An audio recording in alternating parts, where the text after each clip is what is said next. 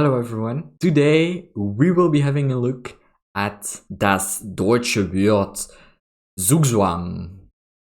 Jawohl.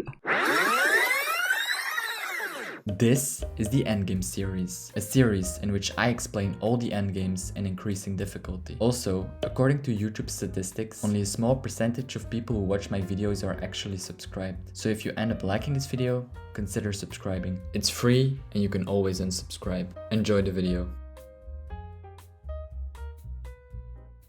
Okay, so first of all, what does this word mean, Zugzwang? It's a situation in which the obligation to make a move in one's turn is a serious, often decisive disadvantage. So basically, the side who's to move loses immediately. In this position, black is to move, and he has only two squares from which he can protect his pawn, d4 and d5. The problem is that the d5 square is protected by the pawn. The rules in chess say that you can't just skip a move. You need to make a move. White will just be able to win the pawn like this. If you don't know how to win this position, watch that video right there. Instead, if white's to move, it's the same story. There is no way for white to protect his pawn. This is an exercise for you.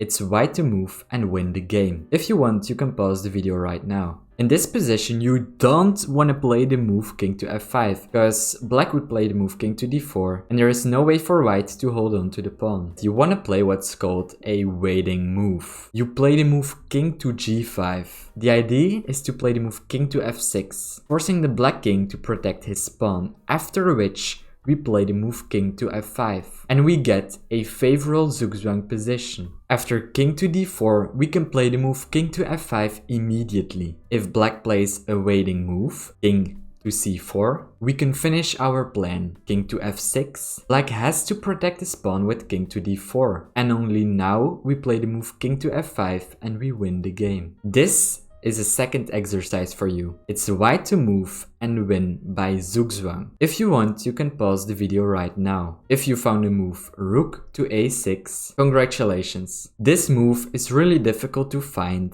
If you see moves like this means that you're a very creative player. The black king has no moves left. The a7 pawn is pinned to the king, so black has only two pieces to play with. After any bishop move, let's say bishop to f4, we play the move rook takes on a7 mate. And after pawn takes rook on a6, we play the move b7 checkmate. Ich hoffe, Sie haben dieses Video genossen und ich hoffe, Sie im nächsten zu sehen. Bye.